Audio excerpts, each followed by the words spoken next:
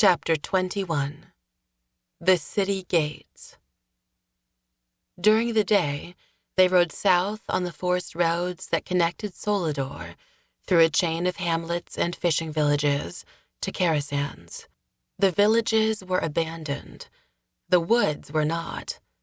At night, the army set up pickets where sentries repelled attacks from roving bands of vaurgs. The creatures never breached the perimeter, but the suddenness of the forays, the howls of the dreadful creatures, kept Nathan from sleeping most nights. Inevitably, he would find Haille already awake. Even on peaceful nights, the prince did not seem to sleep. Instead, Haille stood off, separated, gazing to the south, where Carasans waited. For all they had been through together, Nathan still did not feel privileged enough to break into those pensive moments of the prince. Katlyn, a few times, brought Haille a blanket to drape over his shoulders or a cup of tea.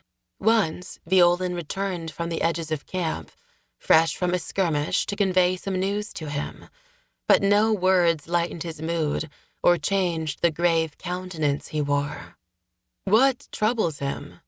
Nathan asked Katlyn one night, as the sounds of fighting kept them both awake. "Loss," she said, holding her cloak close to her neck with her fist, Talia asleep next to her. The Morvant girl could sleep through any noise. "He has lost parents, friends, and Adamantis. Yana is all he has left, and now her life hangs in the balance." "He blames himself for his father's death, that I know." "His mother's, too." Nathan rubbed his neck with both hands. "I knew him as an exile, away from his true identity. How the burdens of his station sit with him, I cannot guess.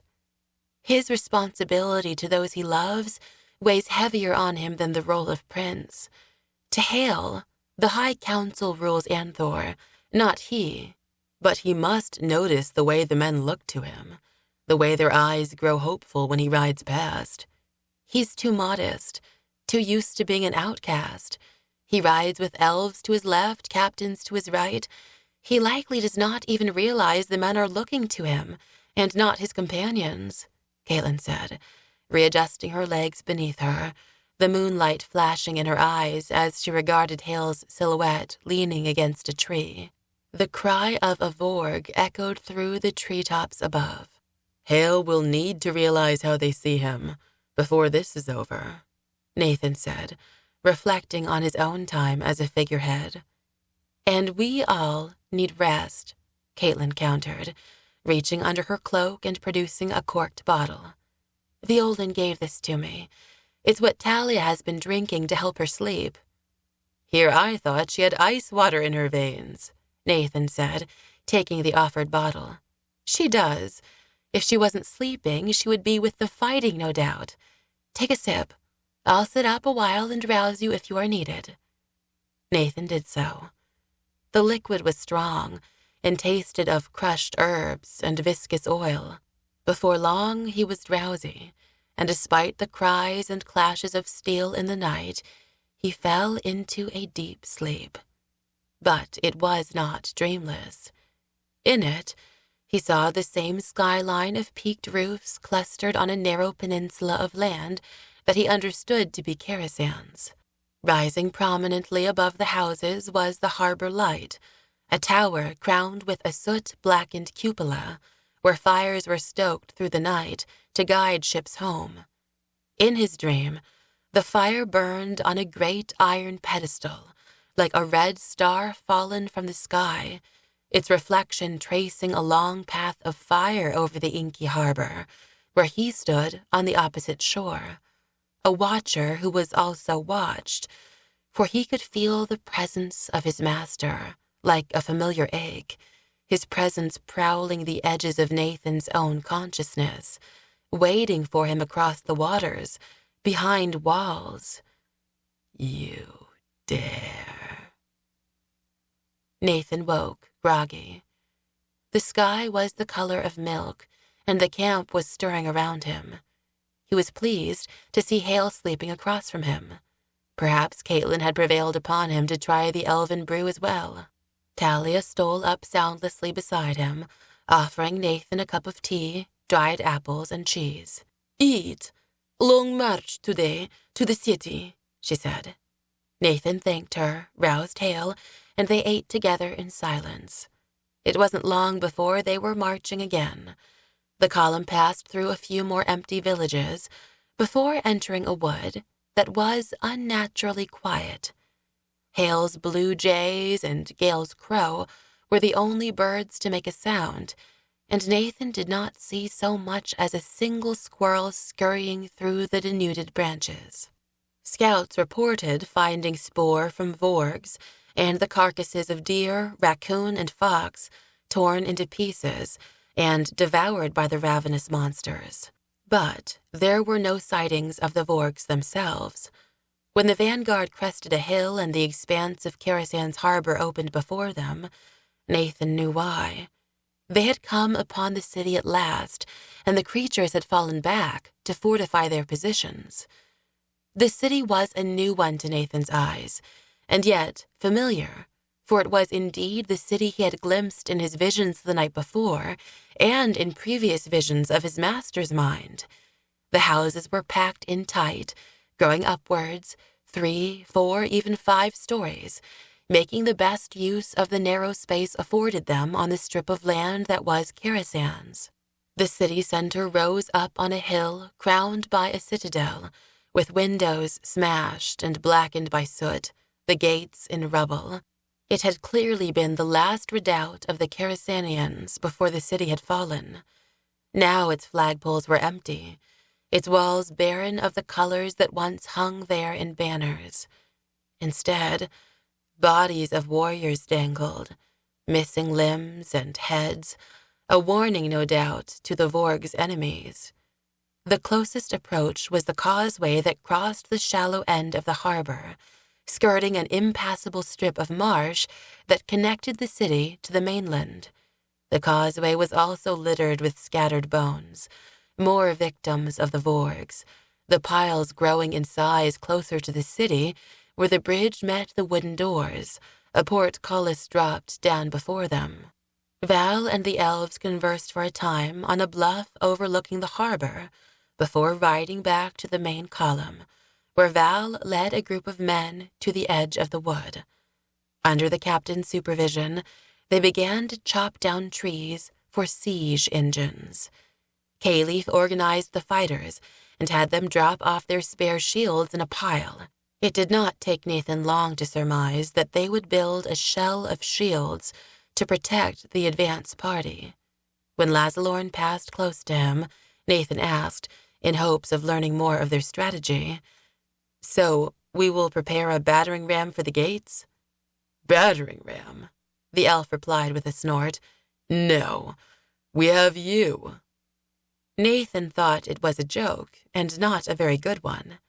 Haille, coming up beside him, broke his long silence to say, "Don't worry, he is a strange one."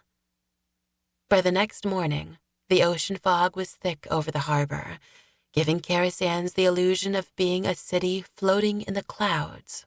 While the humans and elves were lining up in ranks along the bluffs, Val came to Nathan where he sat near a fire warming his hands.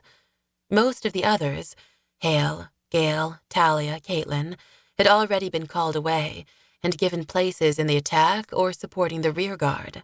Nathan had begun to wonder how he would contribute, if at all. Did they not trust him? Now that they had likely found his master in the flesh, could he trust himself? He knew his loyalty was with his new friends, but how would he react to seeing his master? Would he even recognize him? What wrath would the Magus have for Nathan, for turning against him? "You dare."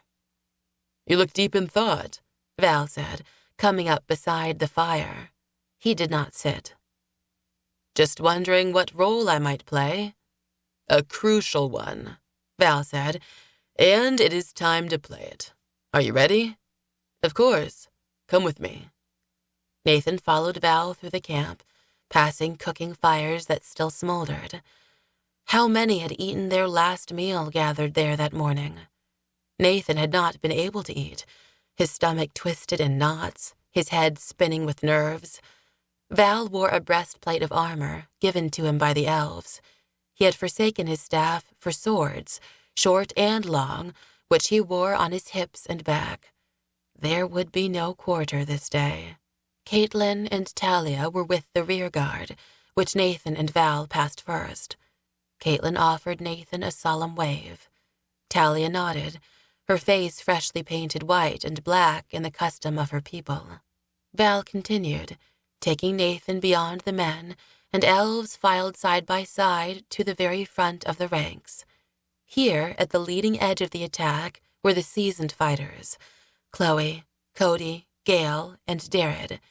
Even Haille and Veolin waited, their faces grim and determined. Nathan wondered at the reason for his presence at the front like so. Was battle even the first choice, or was the plan to parley? Would that role be up to him, he wondered, as someone who knew the Magus? Waiting for them at the very front of the rank and file was the machine the men and elves had worked on through the night. It was a battle shell, shaped like a tortoise, constructed of overlapping shields and reinforced with the limbs of young trees. Val ducked beneath its edge. As he followed him under, Nathan's eyes adjusted to the darkness, and he saw hulking men lined up on the insides, like rowers on a boat. They would carry the shell to the castle gate, but where Nathan expected to see a battering ram and a party of men to thrust it, he saw only Gunther and Lazalorn standing in the middle space, waiting for him. "Good morning," Gunther said. "Are you ready to serve?" Nathan's throat was dry, and his mouth tasted of ashes. "In any way I can." "Good," Val said, clapping his hand on Nathan's shoulder. "Gods be with you." Nathan swallowed with difficulty. "What is the plan, Gunther?" "The same as it was yesterday," Lazalorn answered. "The gates to the city are wood. We will get close with the shell. Do you think you can burn through them?" Nathan nodded. "I know the spells, but the power—" "I will help with that," Gunther said. "We'll combine our efforts." "What about the portcullis? We can't burn through an iron gate." "It's held only by its weight, or so the Antans tell us. We should be able to lift it with a levitation spell, but we will need to conserve our strength for that effort." "Which is why they need us to burn through the doors," Gunther said. "I'll do my best." "Nothing less."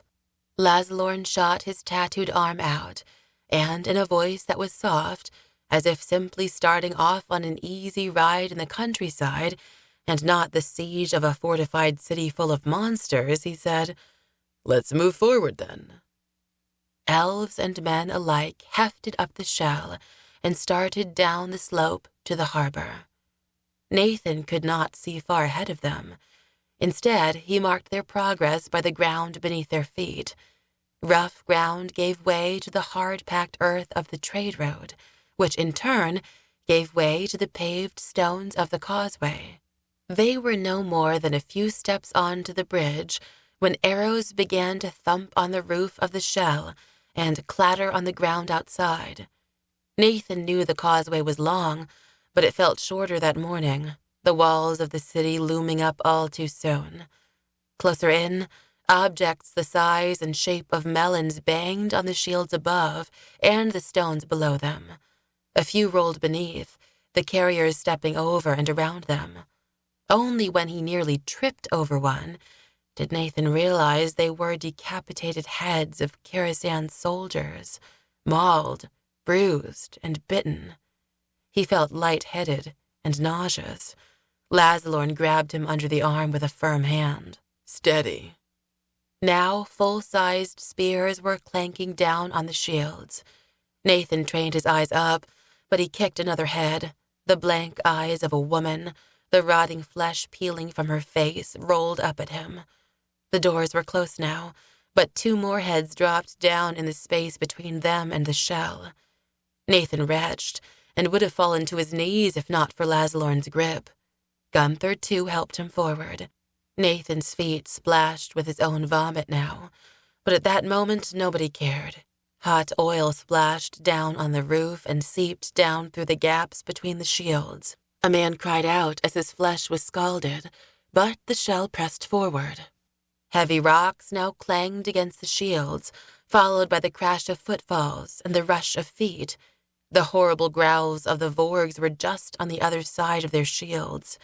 Gray vaurgs appeared at the front and rear of the shell, but the men and elves within were ready, with a wall of spears. Emptying his stomach had made Nathan feel lighter, less sluggish, more focused. He drew his own sword, trying to remember what Haille had taught him about fighting larger opponents in combat, but what chance he would have against a gray vaurg he did not know. He would have opted for magic, but a look at the heavy doors reminded him of the power he needed to save. Lazalorn and the other warriors prevailed on the vaurgs before them. Stepping over their bodies, they brought the shell flush against the doors. Nathan could smell the sour odor of rot, blood, and excrement that emanated from the monsters. "Now is the time," the elf said. Nathan pressed forward, Gunther at his back, his hands on his shoulders. Through the gaps in the front of the shell, they could see the doors. They were carved with scenes of ships in relief. Sailors climbed the rigging, longshoremen unloaded goods, and children played among their mothers' skirts on the quay. The faces were rubbed expressionless by the elements and the touch of so many thousands of travelers, but still, the carvings harkened back to better times of peace and trade, not the nightmare of a battle they were in now. Nathan cleared his mind, recalled the incantations for enchanted fire, spoke spells of protection as not to incinerate his own flesh, and pressed his hands to the doors. He had not been trained to heal or create, but he could destroy. Flames radiated out from his palms, and the wood began to scale. He spoke a second incantation to protect the others from the force of the heat as the doors began to glow red and orange. The oil on the shell burst into flame with a whoosh, drips of fire seeping through the seams between the shields to burn like tiny tongues upon the ground. The vaurgs at the back of the shell stepped up their attack, slamming axes into the plating of shields. As soon as an axe broke through, Lazalorn snapped back his bowstring and let fly an arrow through the gap. Outside, a vaurg screamed as he struck his target. "Concentrate," Gunther said. Nathan could feel Gunther's weather worker's power coursing through him, giving life to the flames and eating away at the doors. Daylight poured in from above as vaurgs pulled a shield free and smashed through the wooden braces. Gunther kept his hands on Nathan's shoulders, one of the elves sending a throwing axe into the gap where it lodged in the face of the next unlucky vaurg to look down. Still another crashed through, Lazalorn taking off his legs at the knees with a swing of his sword. The fire on the doors had taken on its own life, the carvings already reduced to ash. Nathan felt his power ebbing. He was drained, as if he had been fasting without food or water for days. Gunther sensed it and willed more of his own strength into him. Then, even that tapered, and they both stepped back. "It will have to suffice," Gunther said. Before their eyes, the doors began to wither and crumble, embers peeling away, ash swirling into the air. Over his shoulder, Nathan saw an elf fall to the ground, mortally wounded by the axe of a vaurg. A human stepped up to take his place, but Nathan knew there was little time left. He turned back to the doors, gathered his reserves of power, and sent forth a spell of dismantling. The doors, grown weak and brittle, exploded in a rain of sparks, the wood collapsing in a smoking heap, the empty hinges growing red-hot. Through the clouds waited a wall of vaurgs, their mouths glistening with saliva, their eyes narrowed to slits of rage. The only thing that stood between was the iron portcullis, and Lazalorn intended to raise it. He did not hesitate. In unison with the other elves, they made a lifting motion with their hands. The portcullis shuddered and inched open, its teeth of iron points rising from the earth. The vaurgs threw themselves on it at first, to drag it down, but when it was clear their brawn was no match for the elven magic, they rolled under to charge the open end of the shell. But the humans rushed forward first, past Nathan and Gunther to fight them, slashing, stabbing, and hacking into their numbers. The confines of the archway made all the combat close, jumbled, and intimate. The portcullis raised higher than the shell, and the elves pushed it forward into the breach before releasing their spell and letting the teeth drop down. The shields lodged the gate open like a stick in a beast's jaw. The city was open. The forces of the vaurgs met with those of elf and human. "What do we do now?" Nathan asked, falling back as the press of their fighters folded under the full onslaught of the vaurgs. Gunther drew his sword and swung a shield down off his back. "We hope that the others are on their way." Chapter 22. The Causeway. Those wounded who could stumbled their way back from the city gates along the causeway. A few were assisted by their brothers in arms. Elves, men alike, hobbled back, bleeding, bruised, impaled, to the makeshift infirmary on the mainland. Katlyn and Talia scrambled to help the elves, who used their healing arts where they could to save some and soothe others who were beyond saving. Human healers followed the guidance of the elves, whose knowledge was well beyond their own. Katlyn and Talia quickly learned how to fasten tourniquets, clean wounds, and apply salves when needed. Both were soon covered in blood, as if they had been wounded themselves. The sight was jarring to Katlyn. Each time she looked at Talia, she had to remind herself that the girl was not injured, and that the blood that drenched her clothes, forearms, and hands, mixing with the paint on her face, was that of fighters and not hers. The battle had moved into the castle walls. The ashes of the doors had been trampled underfoot and pulverized into a cloud of dust. Now the fires had moved into the city, clouds of smoke rising up against the morning sky, creating a false gloaming. The smell of burning buildings and even flesh left a stink in the air, while the wounded retreated back with rent flesh, missing limbs, and broken bones. And those were the ones who lived. "How goes the fight within the walls?" Katlyn asked a man with an arrow in his shoulder and another in his gut. He had been helped back by a younger man, limping with an arrow in his thigh. "Our men fight valiantly, as do the elves," he said, looking askance at the she-elf beside him also laying wounded, her armor torn open, her flesh a mess of blood, ripped clothes, and broken ringmail. "But those things, they are monsters." The she-elf groaned, and the man reached for her hand. Katlyn knew from her brief time already with the casualties that the she-elf would not survive her injuries. "Water," she begged. Katlyn knew she should save the precious water for those who might need it to clean wounds that were not mortal, but she found herself unable to deny this she-elf's request. She tipped a bottle to her lips while her life-blood spread out on the grass below. "I'll take it," the man said, cradling the she-elf's head in one hand, the bottle in the other. "See to some others." By others, she knew he meant those who would live. Katlyn nodded, stepped away, and wiped her hands on her thighs, knowing the stains on her trousers would never come out.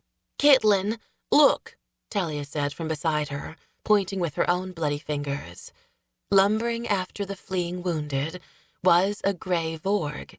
He had broken off from the battle within the walls to chase down the men and elves who were wounded and fleeing. In one arm was a flail, in another an axe. A half-dozen arrows struck out from his torso, but he still swung his weapons with brutal efficiency. Talia searched the hillside about them for someone who might take the fight to this gray, but there were no warriors left who were not wounded. Talia cursed in her own tongue and ran to where her horse was tethered. "Talia, what are you doing?" "We have to stop him." "It's a gray. We can't. We have to try, she said, mounting. What will we do if it reaches the end of the causeway and comes up the hill? We'll have to fight him anyway. Katlyn did not feel their chances of prevailing were good either way, but neither could she let Talia ride to confront the monster alone. She jumped onto her own horse and heard someone call after her, "Wait!" Certain that it was someone who would speak sense into both of them, she was surprised when she turned to see the young man who had carried his comrade from the causeway, an arrow still lodged in his thigh. "I can't walk well, but I can ride. I'll come too." "Best hurry. Talia is not waiting," Katlyn said as Talia spurred her horse down the slope to the causeway. "We're all mad," she thought, as the young man winced, climbing onto a spare horse, the blood from his wound dripping from his boot into the stirrups. "I'm Kip," he gasped. "Katlyn," she said, kicking her own mount to follow Talia. They passed a few wounded fighters on their way up the hill and more on the causeway.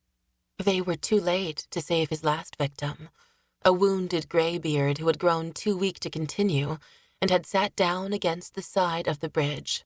The vaurg showed him no mercy and looked up from his kill to fix his eyes on Talia, who pulled on her reins to stop with one hand and readied her spear with the other.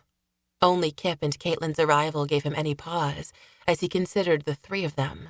"We're overmatched," Katlyn said, hoping to reason with Talia, whose face paint was streaked with sweat, her hair stuck to her temples.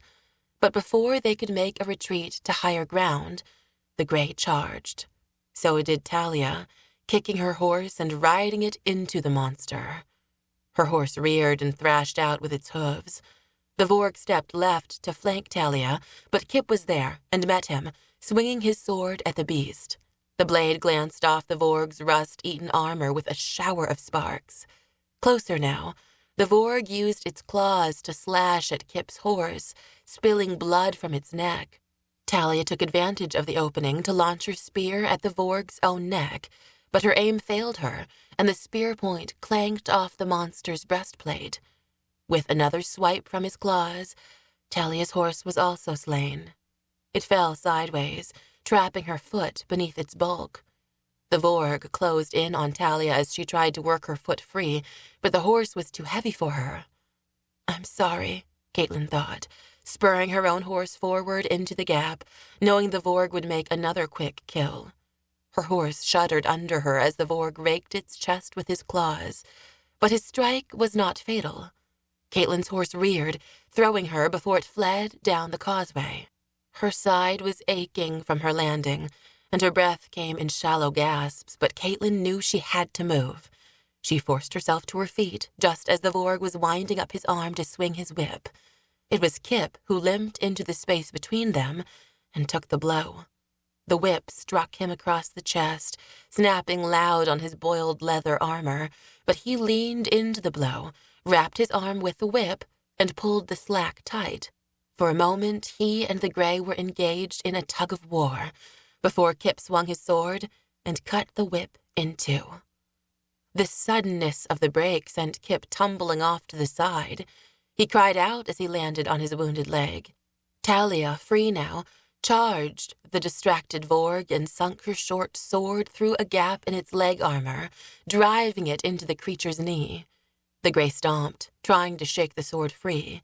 Katlyn knew she had to act, to strike, but saw no opening. It would be enough if she simply drew the vaurg's attention, so she picked up Talia's spear from where it had fallen and flung it at the creature's face. It struck true, but there was not enough force behind the throw, the point glancing off its leather skin. The attack had its intended effect, though, for the vaurg turned his attention from Talia and even Kip, who, recovered, swung his sword again at the vaurg's elbow and opened a gash to the bone. He had stepped too close, however, and the vaurg turned to him with his axe and hammered it into Kip's middle, doubling him over. "Kip!" Katlyn watched as the vaurg kicked the young man free of his axe head. Kip reeled, falling against the side of the bridge, his leathers opened, revealing a terrible, bloody wound. Talia scrambled over the carcass of her horse, took hold of the handle of her sword, and twisted it free of the vaurg's knee. The toothy mouth opened in a wild cry of pain, the knee buckling. The vaurg caught Talia with a backhanded swipe. She spun, dropping her sword, and collapsed on the ground, dazed. It was Katlyn's turn again. Gone were the moments for a careful strike or calculated parry. The fight had degenerated into a desperate contest, and she made any attack she could, swinging her sword with all her weight. Again her blows were ineffective, bouncing off the plates of armor. She was a fly biting a bull, and when the vaurg turned on her, she found herself bereft of strategy, except to ready herself to run. The vaurg dragged his injured leg forward. His whip was halved, and Katlyn out of range of his axe swing, so he moved closer while she continued to back away. At least she could draw him from the others. Talia was still down, but Kip rose from behind the vaurg, cast himself onto his back, and wrapped the length of whip around the monster's neck. His knees against the hump on the creature's spine, Kip pulled, his arm muscles swelling. The monster's slit eyes bulged. Kip tightened the grip and pushed off from the vaurg's shoulder, twisting over the edge of the bridge, bracing his shaking legs on the side so that he balanced over the surface of the water. His tendons corded, his teeth were bared and eyes squeezed almost shut, but Kip persisted. The vaurg strained. "His legs! Trip his legs!" Kip said. Katlyn searched the ground for the spear once more. It had landed a few feet away. This time she aimed for the vaurg's clawed feet, stabbing the spear point down between two talons. It lifted its foot in a panicked reflex. It was just enough for it to lose grip and slide towards the edge of the bridge. Kip wound the remaining slack around his forearm, released his legs, and let himself fall. Katlyn gasped as he disappeared over the side. The length of whip went taut, snapping back the vaurg's neck, toppling him and flipping him over the side, leaving a swath of dark blood behind. Katlyn rushed to the side and looked into the water. Aside from the foam of bubbles on the waving surface of the harbor, there was no sign of Kip or the vaurg. She collapsed against the bridge, breathing hard, trembling, as she had after she had slain the Rachne. She surveyed the carnage immediately around her, becoming aware of the cries and the clash of arms in the plaza beyond the city gate. They had to move. She crawled over to Talia. "Is it dead?" she asked. "Thanks to Kip," Katlyn said. Talia pushed herself up, Katlyn helping. They gathered what weapons they could. Katlyn was relieved to see Talia seemed to have her fill of combat and was making her way back to the mainland. But both of them stopped when they heard their names. "Katlyn! Talia!" They turned to see Nathan running just under the portcullis, the wreckage of the shell still holding the iron gate open. His face was dark with soot, his clothes disheveled, as if he had been wrestling for his life. "Nathan! Come, help! Gunther is hurt!" There was no denying his request. They both ran as fast as they could towards the gate, towards the fighting. "Are you all right?" he asked, looking at their blood-stained clothes. "Yes, it's others' blood, mostly." "Where is Gunther?" Talia asked. "Just inside the gate. A vaurg stabbed him." Nathan led them over the bodies strewn about the smoking gate, into the plaza on the far side. The battle had moved from the center of the plaza into the streets that led deeper into the city, the vaurgs having fallen back to their barricades. Katlyn saw Kayleaf and Lazalorn leading a contingent of fighters down an avenue after a retreating horde of vaurgs. A stone's throw away, Haille and Veolin rounded a corner on an alleyway and disappeared from sight. Val, Cody, Chloe, and Gale were in the center of the worst of the fighting, but, to her relief, Katlyn counted more allies than enemies, more fallen vaurgs than fallen elves and humans. "Katlyn, come!" Talia called to her. She turned and followed her friend, who was close on the heels of Nathan. Gunther was where Nathan had left him, leaning against a stairway that led up the side of the city wall. The bodies of burnt and disemboweled vaurgs that Nathan had slain with his power were scattered about in a circle of carnage. We were pushed in with the wave of fighters coming down the causeway, Nathan said. We tried to help by forging spells against the vaurgs, but we got outnumbered and isolated. Lucky you prevailed, Katlyn said as they came to Gunther. He looked up, but his face showed worry, not relief. Katlyn, Talia, what are you doing here? Helping you, Nathan replied. Take his legs. Gunther cried out as Katlyn and Talia each took a leg. He had been wounded by an arrow in his hip and could not walk. Nathan lifted him at the shoulders and they carried him, painfully slow, towards the gate. They only traveled a few steps before they had to set him down to rest. This is madness. You all should get to safety. Leave me. Gunther's words went unheard as Talia cried, Nathan, watch out! Nathan turned as 3 green imps approached, wings snapping, claws tearing at the cobblestones of the plaza. Nathan dropped Gunther and sent up a wall of flame that caught the 3 vaurgs, turning them into fleeing fireballs.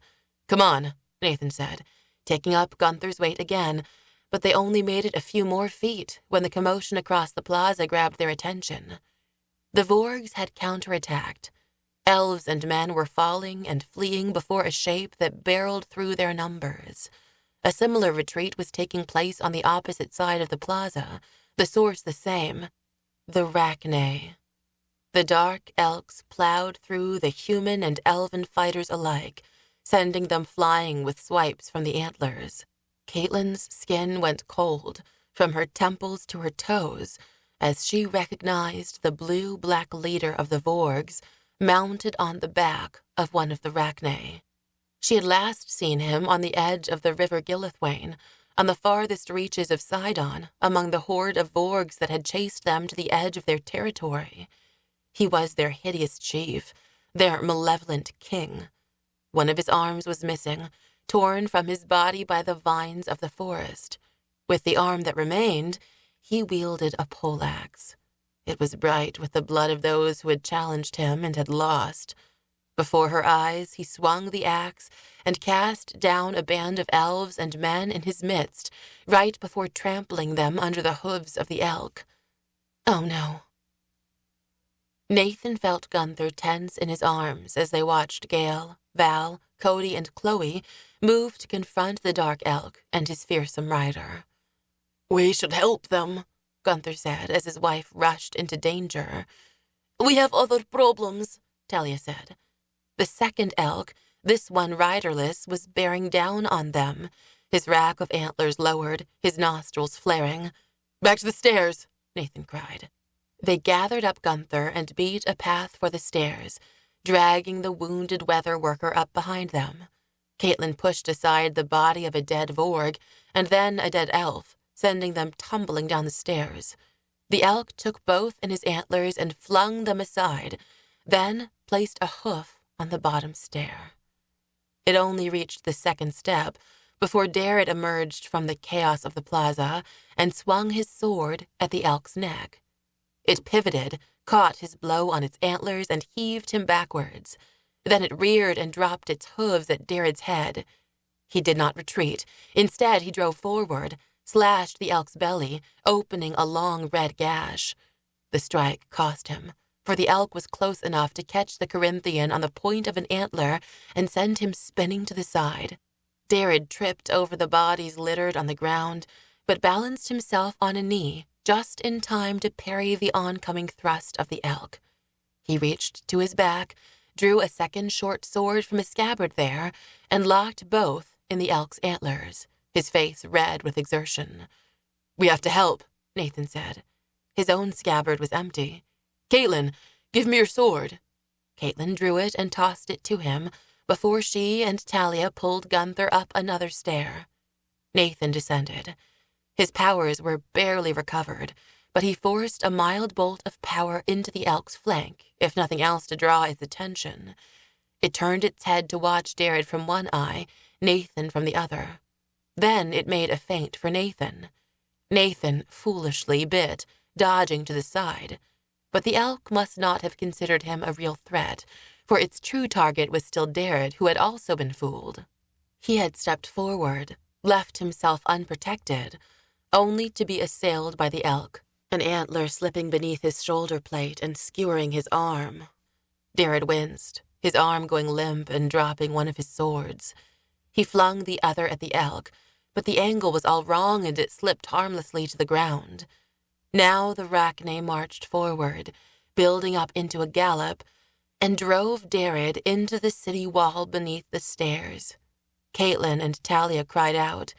Derrid, his hands uselessly clutching the antlers, tried to free himself. Nathan readied his sword and rushed in, aiming for the tendons in the elk's hind legs. But the creature was wise to him again and shot out a leg, striking him square in the face. The impact was sharp and tremendous.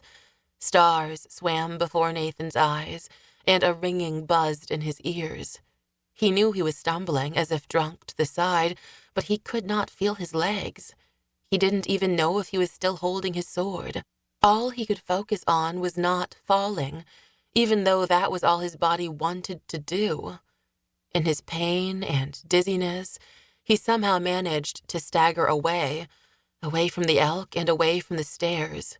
He was facing the battle now, observing it in a detached manner. His thoughts loose and unconnected, he imagined he saw Haille and Veolin leading a line of prisoners to safety.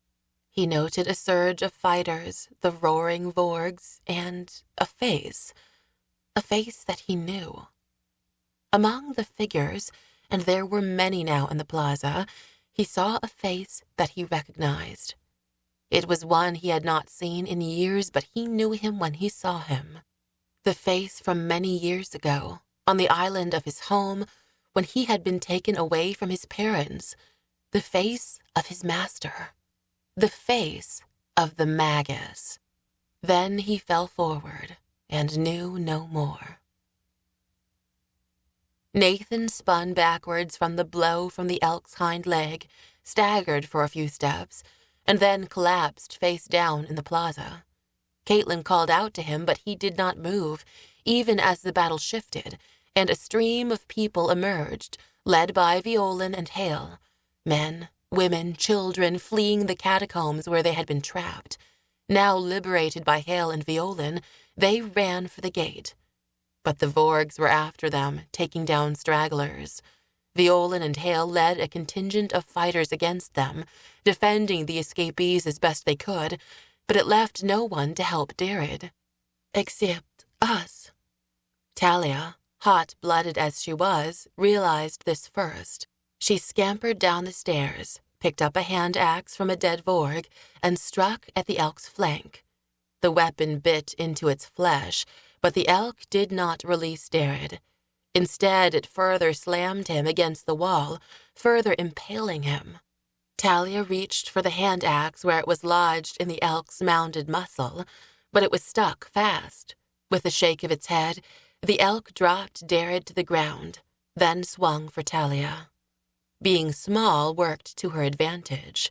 She rolled beneath the elk's swing and stopped just under its belly. But she was weaponless and helpless. Katlyn's own sheath was empty, her sword lying next to Nathan.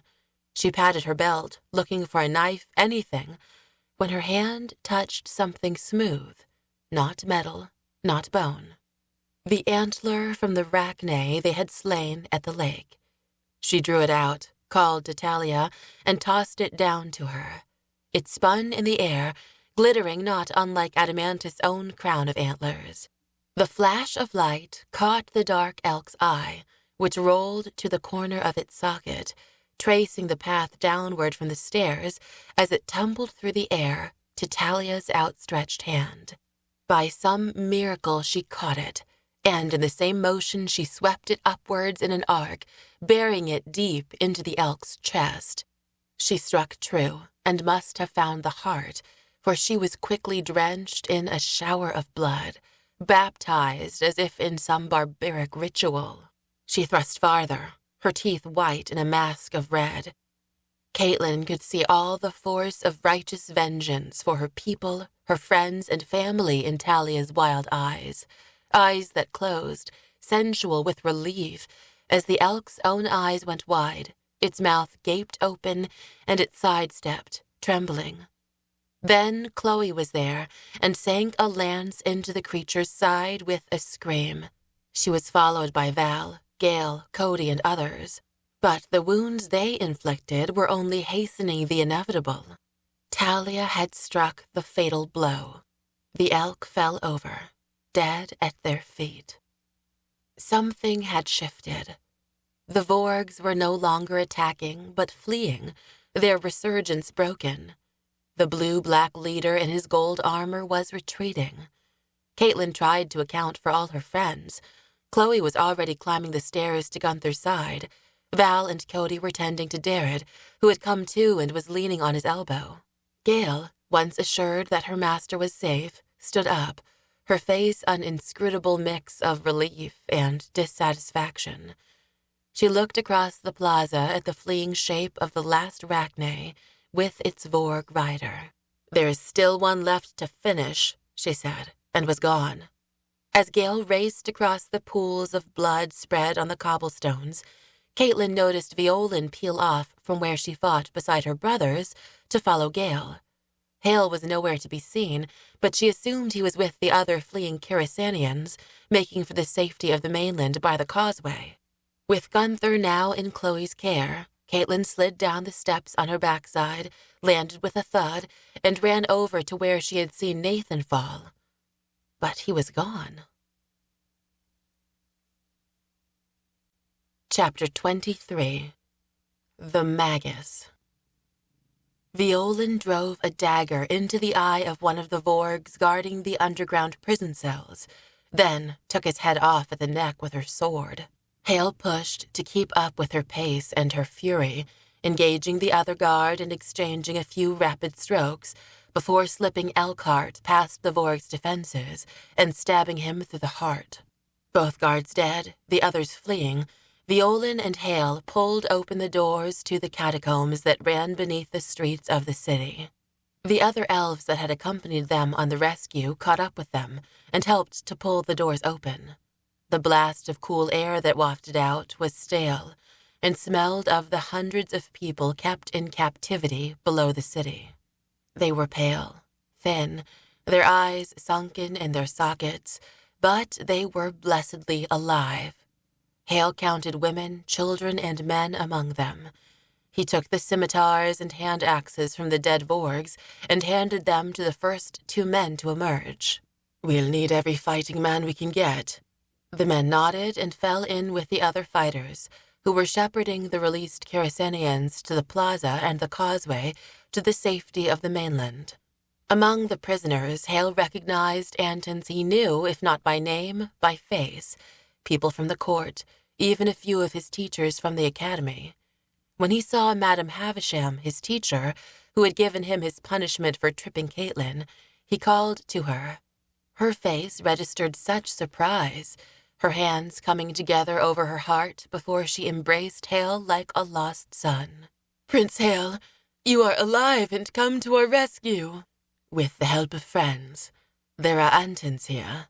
"Yes, many. They fled Antas when the city fell. The council came here." "Where are they?" "Deeper in the catacombs. I'm sure they are helping up the old and the wounded." "Take me to them." She did, calling out to the fleeing people, "Make way for Prince Haille Hillbourne, our liberator and savior." The flow of escapees parted slightly for them to pass, but closed again as grateful citizens pressed forward to touch Haille, clasp his hand, or touch his passing shoulders. It was not the response he was used to as Talamar's bane, but he thought back to what Val had said about a prince representing hope. Maybe he spoke true. The catacombs were used as storage, shelter from storms, and, in parts, a prison. The deeper chambers had been used for the sick, injured, and old. Members of the council, nobles, teachers, field workers, and servants all mixed together, helping the stragglers out. Haille found Michael Myers, one of the council members supervising the lifting of a few wounded men on stretchers. He had been a rotund man, but in captivity he had leaned down, his skin hanging in folds on his face to make him seem older than he was. "Prince Haille," he cried out, You are the one to release us. One of many. Hopefully we will liberate the city, but first we must get you all to safety. Where are the other council members? Lady Migdol, Roland Holyheed, and Joseph Mesfin are here. Lady Radley was closer to the front and I guess already above ground. Lady Breathcourt is dead. So is Heath Rayleigh. Yana? Yana Yanselil has been held apart from us, a familiar voice said from behind him. Haille turned to face his sword instructor Ivan. He could not keep himself from embracing his old mentor and friend. Ivan, you made it to Carasans too. Only to be imprisoned with the rest. My chances might have been better had I fled east. The vaurgs made a rampage there as well. At least I could have fought against them more. There will be opportunity for that if you want. There are vaurgs aplenty still above. Let me find a sword. Yana was not yet found, but Haille felt hope within him. They had breached the city walls, driven the vaurgs back, and now rescued the citizens trapped as hostages. The tide was turning, and with more fighters like Ivan Greenwolf joining the resistance, Haille's heart swelled with the same optimism that he saw in the faces of the freed prisoners. Yana, I must find you. Ivan found a sword once they were above the catacombs, and he ran along with Haille and Veolin as they smote down vaurgs that attacked the stream of captives making for the gate. Imprisonment had not diminished Ivan's skill. If anything, he fought with a pent-up fury, slaying vaurgs with efficiency and without mercy. The plaza was clear on its north side, where they ushered the people to the gate, but the battle still raged on the periphery. The two dark elks marauded through the ranks of elves and men. One, without a rider, was fighting with Jared, the ranger with his back to the city wall. On the other elk rode the very leader of the vaurgs, the blue-black Captain King, crowned with his braided gold helm, plated in armor, missing one arm but swinging a deadly poleaxe with the remaining one. Veolin, he is here, Haille said. Veolin knocked a dead vaurg off the end of her sword and looked across the plaza. She wiped sweat from her brow with her forearm, and her jaw flexed. Someone has to stop him. And someone has to find Yana. There were still many battles to fight. The captives were numerous. It was as if half the populations of both Carasans and Antas had been crammed below. By chance, Haille turned his eyes skyward to the highest point on the highest structure in the city, the fire tower that held the harbor light to guide ships at night.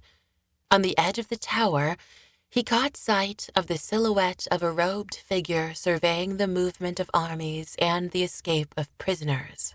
But more than that, he felt the figure's attention, his gaze, his ire, focused on him, the Magus.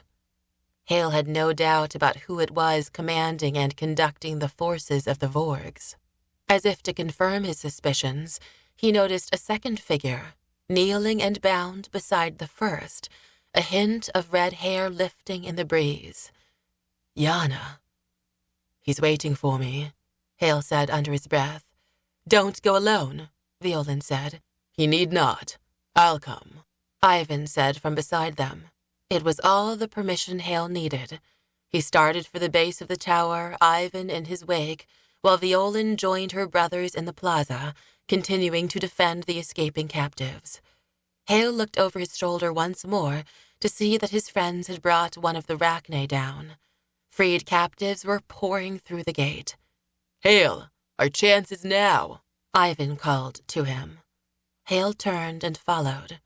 Together they fended off vaurgs, not bothering to kill, only to maim and move them out of their way. Haille bent his focus on the entrance to the towers and the staircase beyond. Any vaurg sentries had long fled their posts, but the doors were still locked from within. Haille could even feel a tingle of magic when he put his hands to the doors. But he was determined not to be stopped. He swung Elkhart, glowing with its own aura of power, and struck the door. The blade bit through the wood as if it were wet paper. He hacked a gap large enough for his arm, reached within, and slid the bolt out of place. The door groaned open, and Ivan came up behind him. "You made quick work of that," he said, studying the shattered panels of the door. Haille held up Elkhart, noticing how it caught the light. "It seems to have secrets I'm only now discovering." "A veritable treasure, and a good weapon to have against this adversary," Ivan said. "Let's climb." The staircase was wide and wound in a spiral. Haille could smell the sea breeze through the windows as they ascended. Somehow the day had passed, and the sun had slipped behind afternoon clouds, lighting them up, a red face burning over a restless sea. Higher into the tower, the winds buffeted them, and Haille could sense the structure swaying. He paused to catch his breath and steadied himself on the wall. The blood was coursing in his temples, his mouth was dry, his thighs burning. Ivan slowed beside him, his sword brandished and catching the red light from outside. "It's as if the world is on fire," Haille panted. "Come, let us end this." They started up again. No guards were left to slow them. This was the domain of the Magus alone. They made a few more revolutions, the peaks of the houses even smaller below, the horizon wider. The tower rocked more in the increasing wind. They turned a final corner, and the sky opened up before them, the stairwell at an end.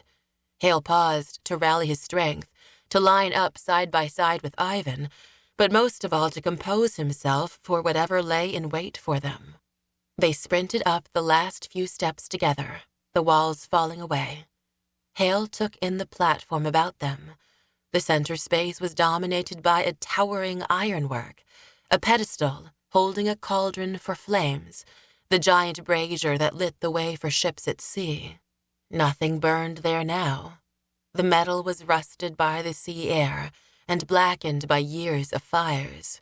Barrels of oil stood stacked on the north end of the platform, while the figure they sought stood on the eastern edge, his back turned to them as he surveyed the drama unfolding in the plaza below.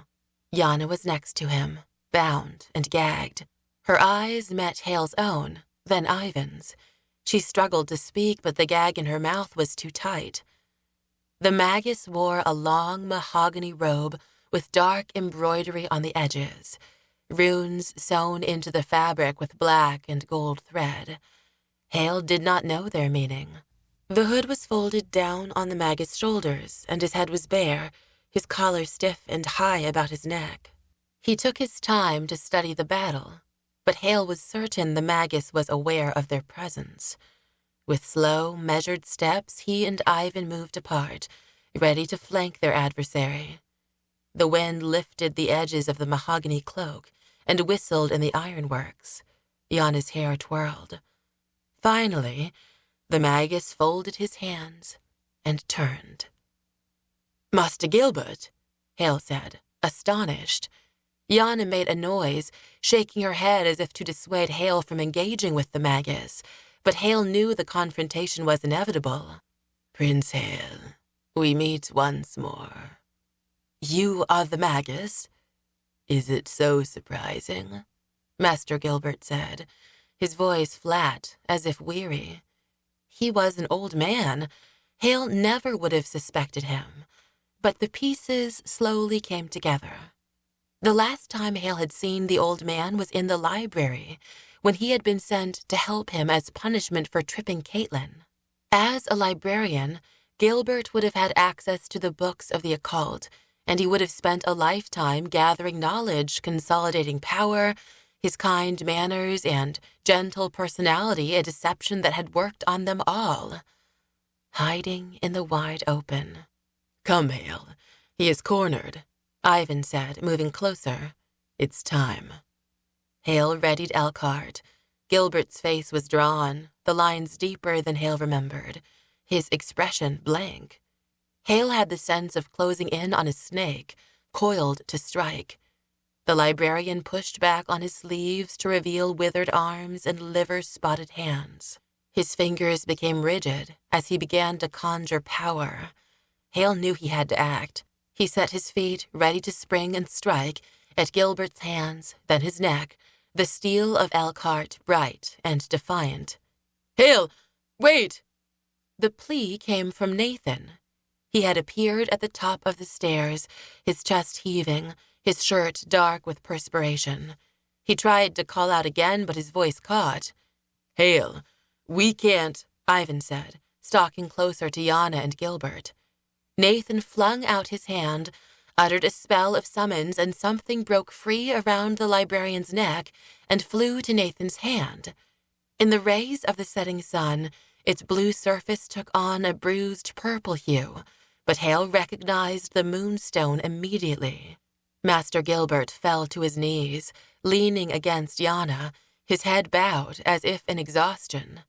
Nathan raised his other hand, calling down a powerful wind that buffeted Yana and the old man, sliding them across the stone of the platform and away from the edge. "He is not the Magus," Nathan cried out before turning to Ivan. "He is. He was my master." Ivan's legs were still bent, his shoulders rounded, his sword still set towards Gilbert. But slowly, Haille noticed him transform. He stood taller and lowered his sword to his side. His face took on an amused expression before it hardened into one of hate. His free hand swept upwards, and a bolt of power struck Nathan.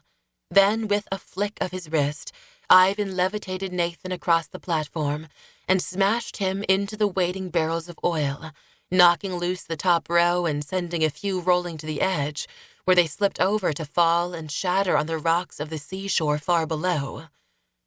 "You?" Haille said, agog. Ivan took a few steps towards the edge and regarded the battle. He was in no hurry, his sword lowered, as if he feared no attack from Haille. After a few moments he turned, sniffed at the air, and gave Haille a slight nod. Haille felt cold as the weight of Ivan's gaze fell on him. "Our last masks are discarded now, Haille." "But you, all this time, I thought you were my friend." "Who is to say I am not? I offered you a path to power, Haille. I introduced you to the font of Jasmine. You could have been powerful. Sade recognized it." "But you are one of the Servor. You serve the Kryen." Ivan snorted. "You don't understand. You've been poisoned by the elk. The Servor are fools. They wait for masters who are not coming. The old Kryen are dead. I am the new Kryen. We could be the Kryen. You, me, and Gregor there." He paused, glancing at Nathan's unmoving body before turning back to Haille. "At least we could have been. You failed, Haille. You squandered your choice at the font." "But Sade wanted the power for himself. He was ready to betray you." Ivan's eyes flickered. "None of that matters now. You don't matter now." Haille was blinded by a flash of blue. He only had time to duck, but was enveloped anyway. To his surprise, the magic surged around him but did not touch him. It was as when Sade had cast a spell of fire on him, and he had averted it. He had done nothing consciously, yet his mind was a flurry of voices, whispering incantations he was just on the verge of understanding. Old voices, wise voices, voices for the good, the light. Adamantis' gift. Whatever the elk had done to him, it was protecting him now. Ivan appeared as perplexed as he, grimacing as he sent more spells of destruction Haille's way, only to have them wither and fizzle in the air. Haille knew not to waste his opportunity. He charged, swung Elkhart at his sword instructor, his former friend and mentor. Ivan met his strike and engaged him stroke for stroke. He was fast, strong, and better than Haille. After all, he had taught Haille everything he knew of swordsmanship. For that reason, Haille countered with unorthodox blocks and combinations, hoping to catch Ivan off guard. but his instructor proved able, his knowledge prodigious, his defenses impenetrable, his counter-strikes bone-jarring. Haille was on the defensive, and he moved about the space of the platform, dodging, weaving, and feeling while his strength diminished. Ivan had not even broken a sweat. The effort he expended besting Haille was minimal. Haille realized he should never have come alone. Now he was facing this adversary, this betrayer, without help. Yana was bound, Gilbert unconscious. He was not sure if Nathan was alive or dead. He needed time. Haille ducked under Ivan's next swing, rolled, and ran for the ironworks in the center of the platform. He placed it between them and they circled, predator and prey. The wind picked up, turning the air turbulent, howling in Haille's ears and shaking the great brazier so that its parts creaked. "You're resisting the inevitable, Haille, just as your father did." And there it was, Haille realized, his fate laid out before him, just like his father's. The truth of Ivan's words, the reality of his predicament was clear to him. He could always run, but he knew that of all things, as a prince, he had to stay. It was flee and live a life of failure, or die trying to save the last parent he had. Did it matter to the universe, the great wind-blown world of sunsets, rains, seasons, and cycles of life and death, if he died a young man or an old? He knew the answer was no. He had always known. Every time he had perched on the edge of a tower contemplating letting the force of his loneliness and self-loathing drive him off, every night of empty despair on Drellstrom, every moment he relived his father dying in his arms. Ivan was on him in a heartbeat, bringing a barrage of blows down upon him. Haille's arms burned, his stomach fluttered. When would he give up and give in? It seemed as if momentum, the habit of living, was the only thing animating his resistance now. Ivan slipped past his blocks and opened a gash on Haille's forearm, then punctuated the move with a stab of the end of his sword into Haille's thigh. With a sudden flourish, Ivan stepped in for a final attack. Haille was in pain, injured, limping, his moves uncoordinated, his footwork maladroit. It did not take Ivan much more effort to disarm Haille, knocking Elkhart from his hand and kicking it aside with a sweep of his leg. Haille's own leg burned with shards of pain. His forearm throbbed, the blood dripping freely from it. He knew he would not kneel. He would stand as he died, and hopefully, perhaps, someone watching from below would witness at least that. "Finish it," he said. "I won't beg. You are a traitor, and you will someday die a traitor's death." Ivan sneered. "I am a man of power, more power than you will ever know, boy. Death will kneel to me, even if you won't." Ivan turned his shoulders, lined up his sword, and breathed deep. Haille readied himself for the coming strike, hoping it would be quick. His attention focused on the blade about to descend. He only noticed the flash at Ivan's midsection out of the periphery of his vision. Ivan made a sudden gulp, his sword trembling. His mouth twisted before his lips parted, baring his teeth in a grimace of surprise and discomfort. Haille swallowed, wondering what Ivan was waiting for, when he noticed a string of blood drip from Ivan's lips. A wider stain was spreading at his waist along the length of his belt. Ivan removed a hand from the handle of his sword and placed it on his torso. The shift in weight was enough to collapse him. His knees buckled, his legs fell sideways, his torso tipped forward as if in a bow, but it was only when he struck the ground in two severed pieces that Haille realized Ivan had been cut through the middle. Standing behind him, Elkhart poised in her hands, her bindings untied, her body twisted from delivering the fatal swing, was Yana. They stared at one another, dumb for a long moment, before she lowered the sword down on Ivan's neck and completed what had turned into an execution. Behind her, next to the ropes he had loosened, was Nathan, collapsed against the ironworks but very much alive. Yana dropped Elkhart to the ground when it was finished, her eyes filmed with tears as she took Haille in her arms. There were no words for all they were feeling at that moment. A flood of every emotion he had known in a lifetime coursed through him, poised on that fire tower, up on this precipice in the rafters of the world. Yana released him, keeping one arm clasped around him as she pulled back. "You have friends." She turned to Nathan. "I do. Let me check on him and Master Gilbert." Haille retrieved Elkhart, sheathed it, and crossed over to Nathan. His hair and skin were shiny with oil leaked from the barrels, and a goose egg was rising on the side of his head, but he was alert and breathed a deep sigh as Haille approached. "You did good, friend," Haille said. Nathan nodded, taking a look at the pieces of his former master. "He's gone? Not coming back," Yana said. Master Gilbert was harder to rouse, and when he did wake, his eyebrows furrowed together and he pulled on his beard. "Prince Haille, Lady Yana, how did I get... Wherever am I? Master Gilbert, what is the last thing you remember?" The librarian did not answer. Instead, his face blanched and he scrambled backwards.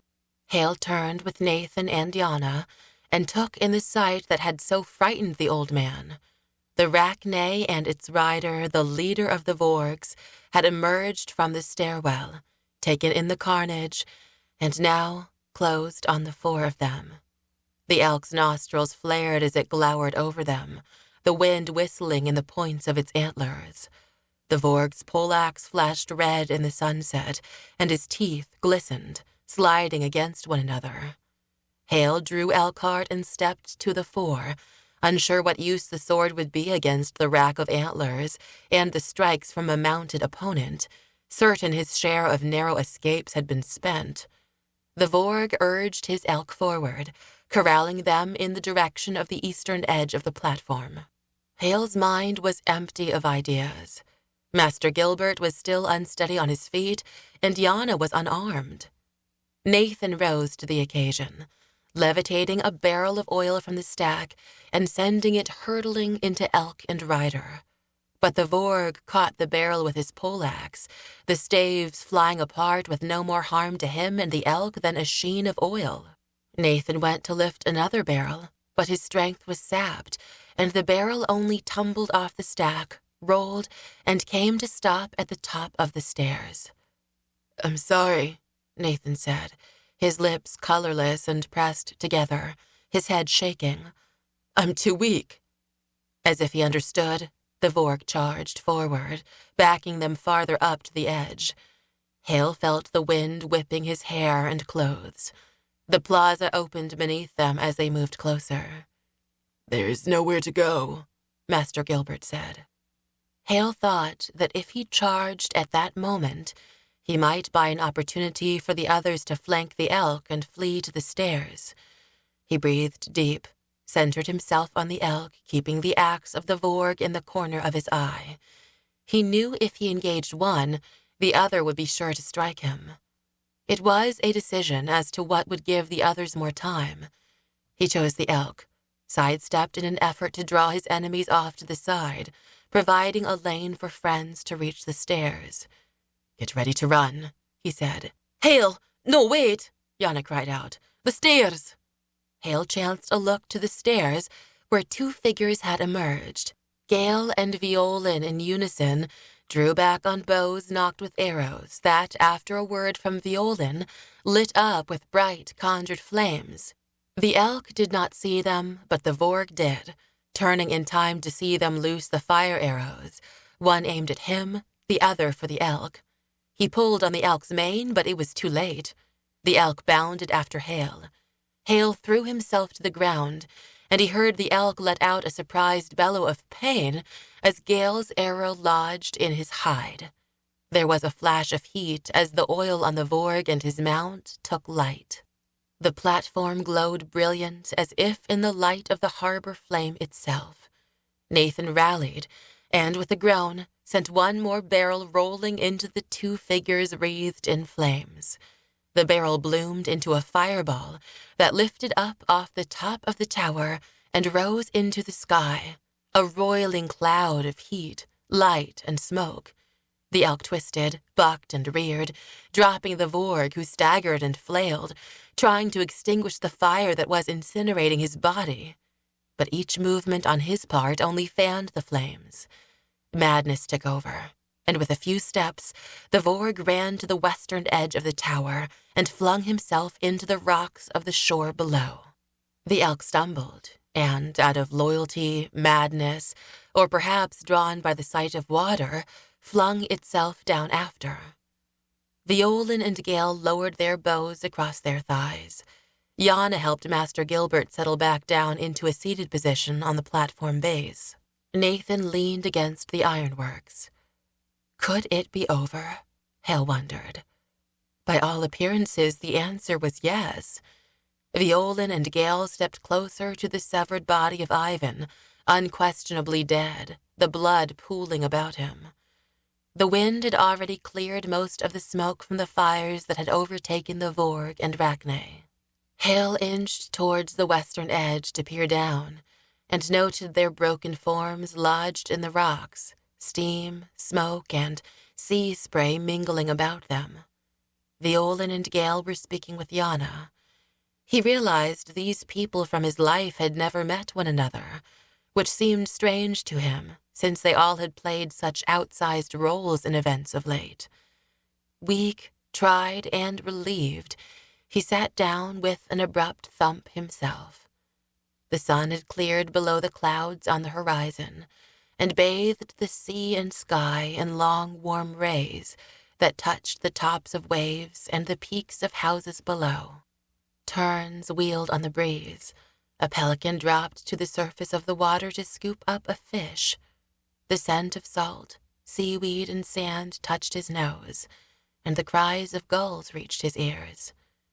They were all the signs, sights, smells, sounds of a world coming back together.